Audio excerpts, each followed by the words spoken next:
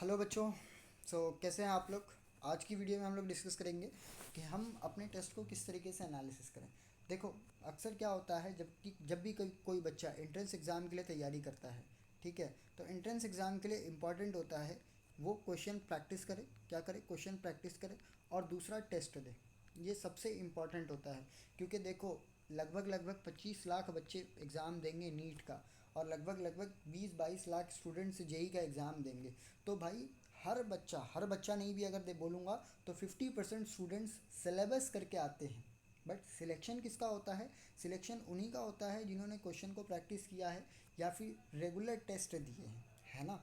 इस बात का हमको ध्यान रखना है कि जब तक हम क्वेश्चन नहीं सॉल्व करेंगे तब तक हमको उस कंसेप्ट को जो हमने पढ़ा है सिलेबस में उसको अप्लाई करना नहीं आएगा। उसको अप्लाई करना नहीं आएगा तो हम टेस्ट नहीं दे पाएंगे, और अगर हम टेस्ट नहीं दे पाएंगे तो हमारे नंबर नहीं आएंगे।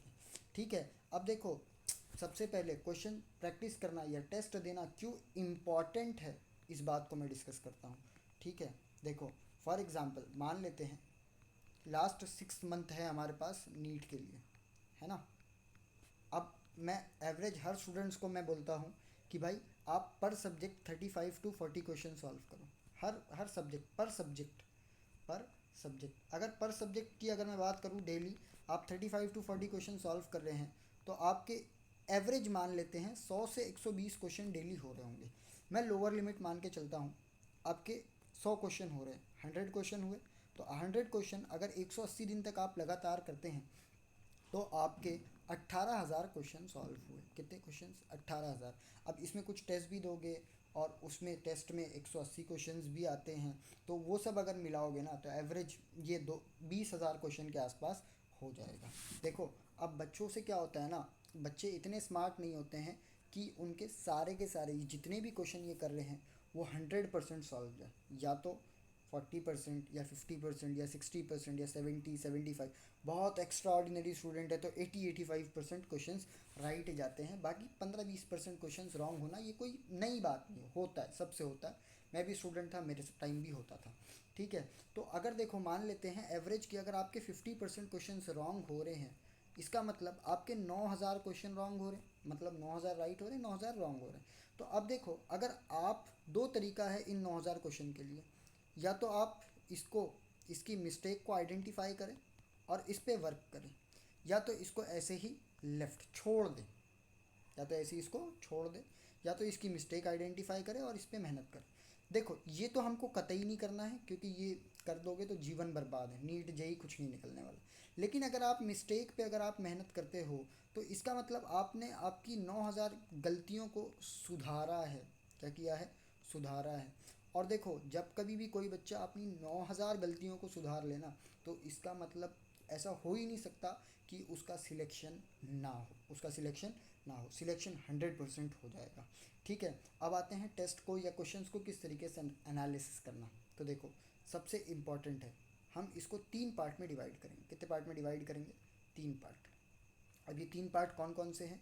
सबसे पहले वो क्वेश्चंस जो हमारे राइट गए हैं, दूसरे वो क्वेश्चंस जो हमारे रॉन्ग हो गए मतलब नेगेटिव आ गए हैं, और तीसरे वो क्वेश्चन जो हमने अटेम्प्ट नहीं किया है, अनअटेम्प्टेड।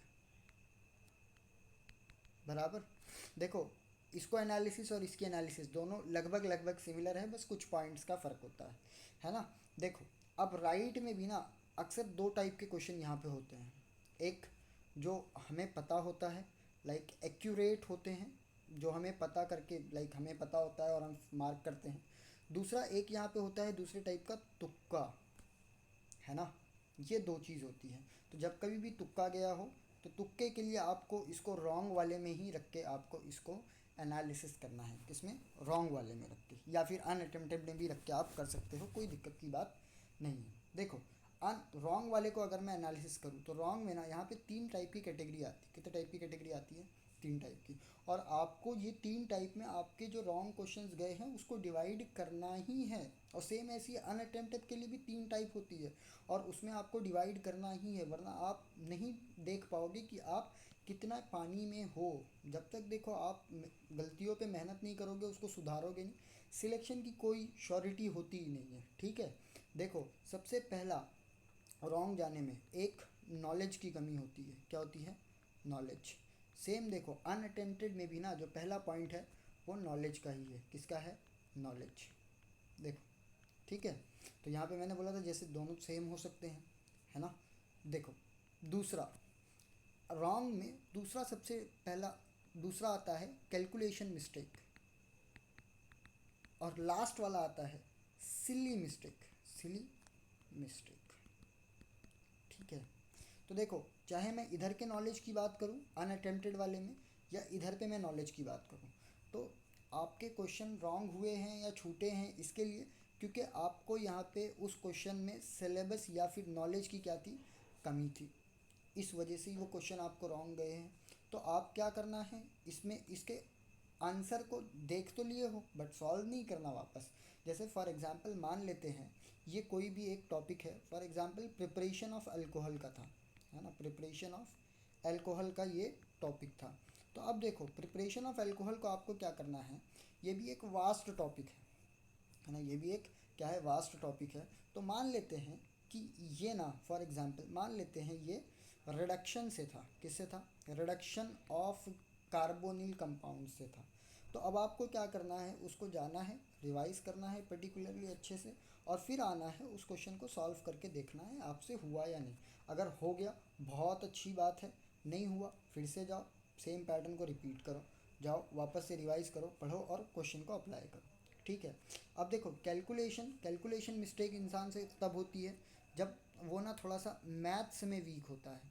तो मैथ्स में वीक है या कैलकुलेशन में एरर हो रहा है तो उसके लिए सिंपली भाई कुछ मत करो, आप फिज़िकल के या फिज़िकल केमिस्ट्री या फिर फिज़िक्स के आप न्यूमेरिकल जितने हो सकते हैं उसको प्रैक्टिस करो। और न्यूमेरिकल में भी बच्चे क्या करते हैं, लगभग अप्रॉक्सीमेट आंसर आया बस छोड़ देते हैं। नहीं, आप पूरा उसको एंड तक लेके जाओ। टेस्ट में भले हो सकता है टेस्ट में नहीं लेके जाओ, बट आप जब क्वेश्चन प्रैक्टिस कर रहे हो तब आप लेके जाओ क्योंकि वहाँ टाइम होता है, टेस्ट में टाइम कम होता है, ठीक है। तो आप इसको एंड तक लेके जाओ तो आपकी कैलकुलेशन यहाँ से क्या हो जाएगी? परफेक्ट हो जाएगी, ठीक है। अब देखो सिली मिस्टेक, बहुत सारे स्टूडेंट सोचते हैं कि सिली मिस्टेक कुछ नहीं है यार, इस पर छोटी सी गलती हो गई थी, नहीं होगी, अगली बार से नहीं करेंगे भाई। लेकिन ये ध्यान रखना ये बहुत बड़ा गलत फहमी होती है आपकी, अगली बार से नहीं होगी। मेरे ऑल इंडिया रैंक 212 है, ऑल इंडिया रैंक 212, और मेरी 10 मार्क्स का सिली मिस्टेक हुआ था। 10 मार्क्स का सिली मिस्टेक हुआ था, उस पर 3 मार्क्स नेगेटिव गए थे। दैट मीन्स मेरा टोटल कितने मार्क्स का लॉस हुआ? 13 मार्क्स का लॉस हुआ। अब सिर्फ 13 मार्क्स से क्या ही हो सकता है भाई, ये 13 नंबर पे ना, जो मेरे से आगे 10 नंबर वाला था, मेरे 46 नंबर थे, और इसके आगे जो 56 नंबर पे जो था ना, उसकी रैंक थी AIR 55 या 56 अप्रॉक्सीमेट ऐसी थी। मेरे 3 नंबर और ज़्यादा आते, सोचो कितना ज़्यादा डिफरेंस हो गया था रैंक का। तो सिली मिस्टेक्स पे ध्यान रखना, कभी भी इतना लाइटली नहीं लेना इसको। तो लाइटली ना लेने के लिए क्या करना है? कुछ ही नहीं करना, प्रैक्टिस, जितनी क्वेश्चन हो सके उतना प्रैक्टिस। ध्यान रखो क्वेश्चन को मार्क करने के टाइम पे अक्सर क्या होता है, बच्चे ना रॉन्ग सॉल्व पूरा करेंगे, रॉन्ग ना OMR पे ऑप्शन रॉन्ग सिलेक्ट कर देंगे, उसको ध्यान रखो। आइडेंटिफाई करो कि सिली मिस्टेक्स आप किस टाइप की कर रहे हो, है ना। जैसे OMR में रॉन्ग फिल करना हो गया, या ध्यान कहीं और था, कुछ और सॉल्व करने में कुछ एक छोटा सा एरर आ गया, है ना, वो सब आप देख लो। उसको प्रैक्टिस से ही आप निकाल सकते हो, बाकी और कोई मसला ही नहीं इसमें। अब देखो अनअटेम्प्टेड में भी जैसे कि मैंने बोला था कि 3 टाइप के होते हैं यहाँ पे, तो एक टाइप उसका क्या था, अनअटेम्प्टेड वाले की बात करते हैं। तो उसमें 3 टाइप मैंने जैसे कि बताए थे। तो उसमें सबसे पहला टाइप मैंने तुमको बता ही दिया कि नॉलेज की कमी हो सकती है, ठीक है, नॉलेज। अब देखो दूसरा हमारा क्या होता है, दूसरा हम ना क्वेश्चन की लैंग्वेज नहीं समझ पाते हैं, और तीसरा हमारा होता है टाइम कंज्यूमिंग।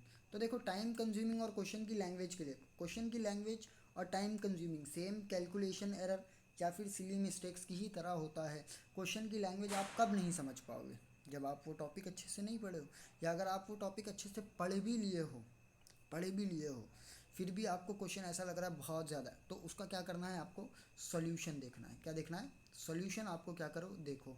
जब उसका सॉल्यूशन आप देखोगे ना तो ऑटोमेटिक समझ में आ जाएगा, अरे यार इसमें इतनी छोटा सा काम करना था, ये तो ऐसे ही हो जाता।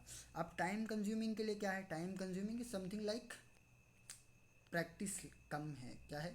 प्रैक्टिस कम। तो जितनी ज़्यादा प्रैक्टिस करो यहाँ से उतना ज़्यादा बेहतर है। अब देखो एक लास्ट टॉपिक, स्टूडेंट्स को ना एक डाउट होता है कि सर टाइम मैनेजमेंट पेपर में किस तरीके से रखे या टेस्ट में किस तरीके से रखे, टाइम मैनेजमेंट। तो देखो नीट और जेई दोनों के लिए डिफरेंट होता है। सबसे पहले हम लोग जेई वालों के लिए बात करते हैं।